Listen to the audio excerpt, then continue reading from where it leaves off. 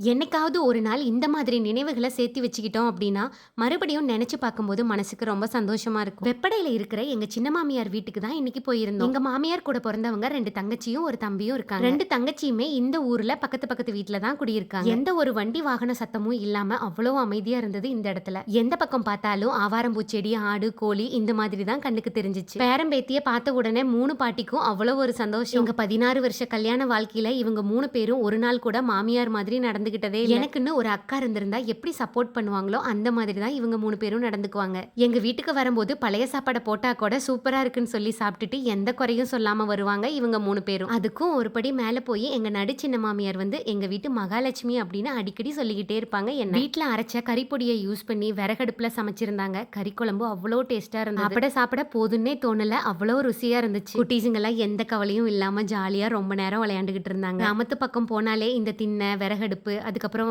இந்த மாதிரி விளைக்கலவர இடத்துல செடி வளர்த்துறது இதெல்லாம் பார்க்கும்போதே எனக்கு மனசுக்கு அவ்வளோ சந்தோஷமா இருக்கும். வயிறும் மனசும் நல்லா நம்புற அளவுக்கு சாப்பிட்டுட்டு கிளம்பியாச்சு. எங்க மாமியார் என்ன கொண்டு போய் ஊர்ல விட்டுருங்க அப்படின்னு சொல்லிட்டு எங்க கூட தான் வந்தாங்க. கார்ல வரும்போது அவ்வளோ ஒரு காமெடியா பேசிக்கிட்டு குட்டீஸ் 2 பேரும் அப்படி விழுந்து விழுந்து சிரிச்சுக்கிட்டே வந்தாங்க. இந்த சுருக்கு பைய பார்க்கும்போது மறுபடியும் அந்த காலத்துக்கு ஒரு டைம் போயிட்டு வந்த மாதிரி இருந்துச்சு.